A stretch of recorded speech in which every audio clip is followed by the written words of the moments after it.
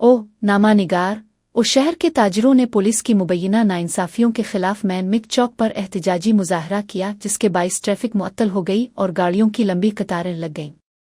मुजाहिरीन comrade Ghulam Hussain मुगीरी, Mukhtiar Ali ओ गुलाबो समेत दीगर ताजिरों ने इल्ज़ाम आयद किया कि पुलिस ने मुर्गी फरोश को बेबुनियाद मुकदमे में गिरफ्तार किया और उसके कब्जे से 85,000 रुपये भी छीन लिए।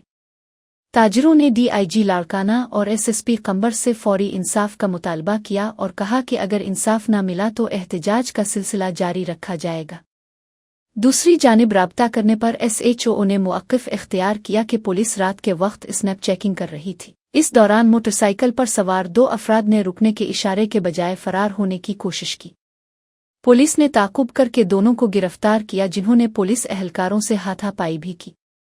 इस बना पर उनके खिलाफ ड्यूटी में रुकावट डालने का मुकदमा दर्ज किया गया। बाद अज़ान DSPO 1 नसीराबाद मुज़म्मिल अहमद सुमरू ने मुजाहिरीन से मुज़ाकरात किए और इंसाफ की यकीन दहानी कराई, जिसके बाद धरना ख़त्म कर दिया गया।